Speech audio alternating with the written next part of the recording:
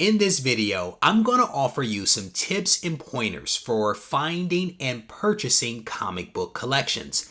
If this is something that you're interested in, I definitely want you to stay tuned for the video. Reggie here, your friendly neighborhood bodybuilder and comic book collector, and I want to welcome you to another one of my videos. In this video, I am going to spend some time breaking down a few tips and pointers that you might be able to employ to find and purchase a comic book collection. And I'm doing this video because of my own recent acquisition of a it's a pretty large collection, but I am anticipating, even though you haven't seen that video just yet, I am anticipating lots of people having questions about how to purchase a collection. And what's interesting is as I walked in here to do this video, I read some comments on one of my old videos where someone was basically asking for tips and pointers on buying a collection. So I think that this video is going to be well timed for many of you out there. So over the course of this video, what I will do is offer you a few tips and pointers, things for you to think about, things for you to consider that will position you for finding and buying a comic book collection. Now, what I can tell you is that I've purchased a lot of collections, and none of the processes have been exactly the same. They're all slightly different because all of the people and all of the collections are different. But what I'm going to do is to give you things to kind of think about that will hopefully give you a path forward. And if you have a situation, you should be able to make some little adjustments and little tweaks to the things that I'm offering to make it actually work for you. At least that is my hope. But my point here is that this is not going to be a one size fits all because there are so many different scenarios out there. But my hope is that it will help. So the first tip that I want to offer is to find a collection, right? I think that is the first challenge, is how do you go about finding collections? And there is no one way to do this. There are lots of ways to actually approach it, and I'm going to offer you a few to kind of think about. There is, first and foremost, the Facebook marketplace, and that is actually a great place to be able to identify comic collections that may be out there. And part of the reason why this is so attractive is, in my opinion, the demographic that is actually on Facebook actually skews a little older. And so because of that, there are people that may be retiring that use Facebook because they want to talk to their grandchildren. And then they realize that they can actually sell items through that platform as well. And it is, after all, one of the largest social media platforms out there. And so why not take advantage of that reach? And so my mother-in-law, for example, buys and sells a lot on Facebook. So that's why I have this opinion of that platform. But it is one good way to actually, find a collection. Another, Craigslist. I have successfully used Craigslist repeatedly to find collections. And this is not something that I came up with on my own. I've actually seen, these ads. If you search for comic books online, a lot of times you'll see these ads where people are actually offering to buy collections. And so I saw those, I saw what they were doing, and I decided to take a slightly different approach with my ad. I actually personalized my ad. Instead of trying to be some major player or some large company or something like that pays top dollar, I was like, hey, I am a comic book collector. I read and collect comics. I'm looking to buy comics to add to my personal collection. And I actually included photos of myself actually out hunting for comics to, again, kind of personalize it. And if you read a lot of these ads that you see on Craigslist, a lot of them are really geared towards these like ambiguous, faceless entities that are out there. I wanted to make mine a little bit more personal. And I can tell you for a fact that several people have reached out to me over the last couple of years because of that slight tweak that I actually made to something other people were actually doing.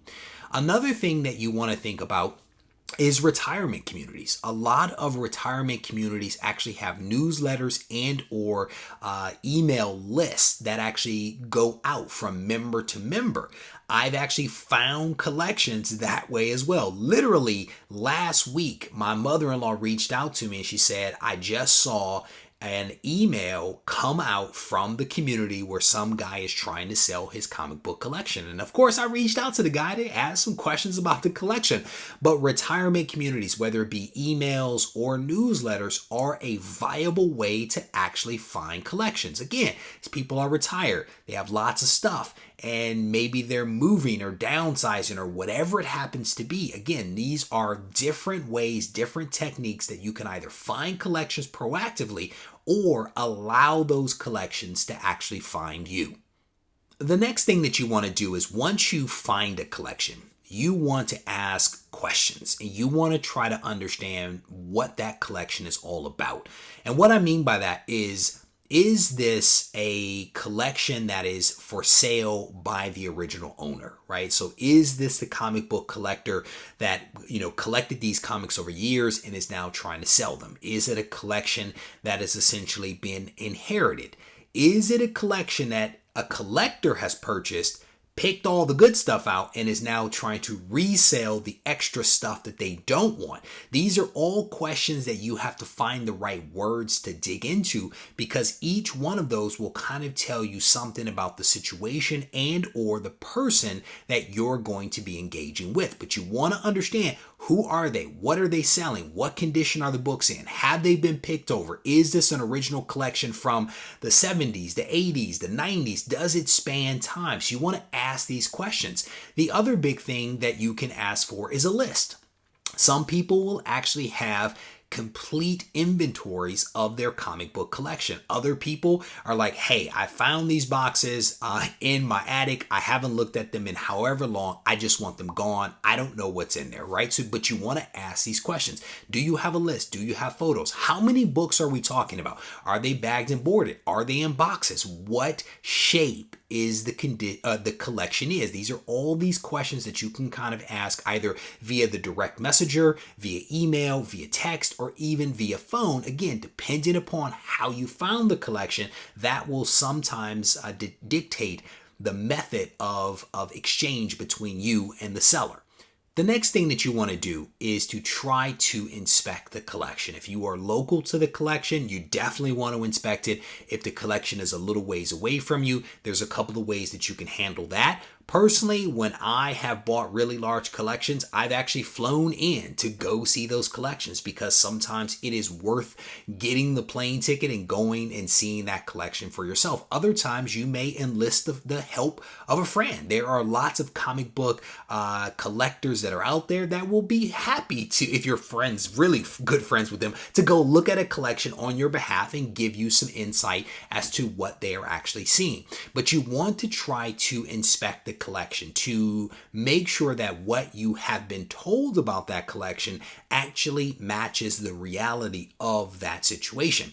I've had situations in the past where I've been told that a collection has been stored a certain way, is in great shape, and then when I go to actually look at the collection, I've actually found molds and other things, rat bites in collections, and I've had to pass on them as a result. I found water damage. So doing a physical inspection of the collection is really helpful. The other thing that a physical inspection will allow you to do is to really understand how large the collection is. Sometimes I've gone out and I've just taken my car to get a collection because it's a handful of boxes. Sometimes I've actually had to take the wife's truck to get the collection and take the car seats out of the truck because there's a lot of books. Other times I've actually had to hire people to transport the collections for me because they're so large. But that physical inspection will allow you to determine a lot of things, including the overall size and any type of transport that may be required for that collection.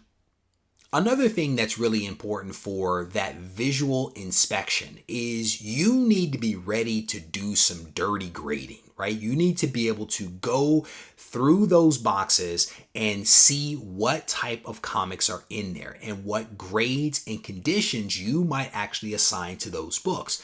The reason for that is that you at some point are going to have a conversation about how much they want for the collection, and you need to have in your mind how much you're willing to pay and the rationale behind it. I've actually gone out to buy collections and I've done some dirty grading. And if you don't know what that term is, there is a video here on the channel that will explain dirty grading.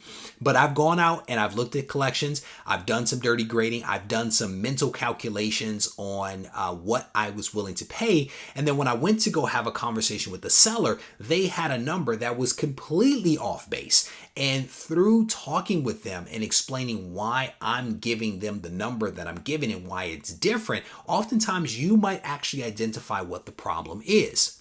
In one specific case, what I realized was that someone was using eBay pricing.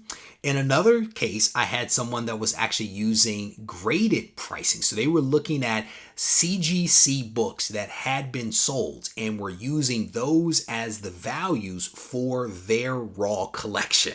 And so clearly there was a delta there. I've had other people that didn't really know how to price a comic, and I was able to point them to some specific resources like comicspriceguide.com to say, look, let's look up these books together and let's ask ourselves, based upon the condition of this book, where that book might fall on the grading scale and also what the associated price was. Sometimes people don't know, and they're not trying to scam you. They're not trying to get over it. They honestly don't know. So you have to be prepared to listen to what they're saying and then be able to explain to them why you are in a slightly different place. Now, that is all to say that sometimes you actually have to walk away from a collection. Sometimes the delta between where you are and where that person is so wide that you cannot do it.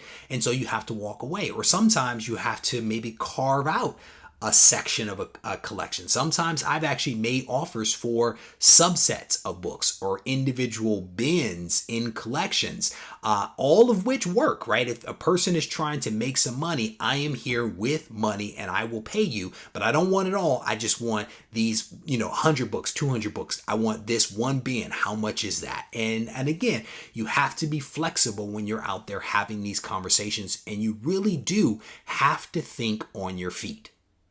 During the inspection, there are a couple of other things that you want to make sure that you do. One of them is to ask about finances. Ask about how money will be exchanged. And you may even try to do this earlier in the process, depending upon where your comfort level is. Some people prefer cash, which is fine. And I like to have the cash with me to actually make a payment if that's the route that someone goes. I tend to leave the money in the car. I walk in empty-handed because you never know, and I leave the money in the car. And once I see what is there in the collection, I'll go back to the car, retrieve the money, and then come back and pay for it. Some people prefer to do things electronically, and so I want to make sure that however they want to get paid, I try to make sure that I am prepared to pay them as soon as the deal is essentially done, because I don't want them waiting on me for an exchange of funds and all that other kind of stuff. I want to take care of that as soon as possible. That way,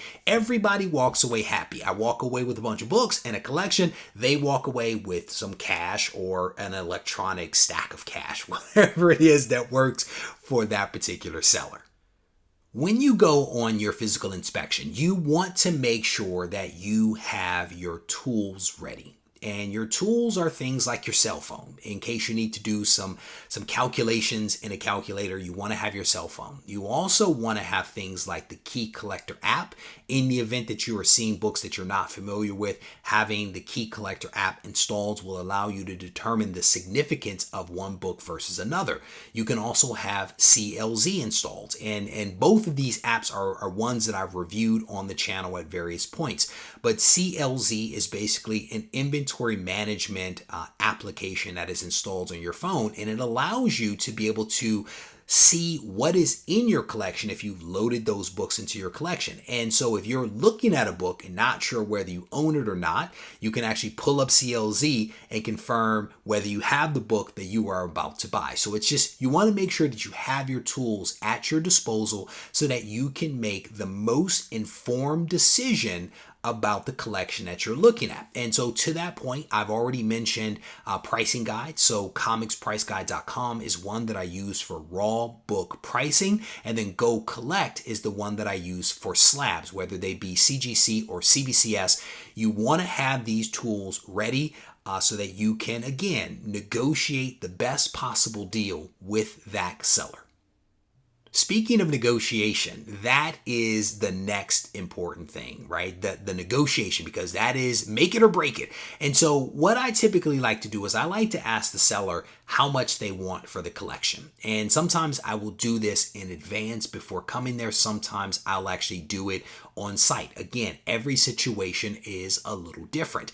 And sometimes a seller will actually have a number in mind. Sometimes they won't, and they will have no basis for being able to offer you up a sales price. But you want to definitely be prepared in either case, right? If they name a number, you either want to know whether that number is something that you are comfortable paying or whether it is not something you're comfortable paying based upon, again, your dirty grading, your physical inspection of the collection, your review of the various prices that you were able to pull up in whatever app you happen to be using. So you want to see where they are, where you are, and whether there is a delta and whether that delta can be met.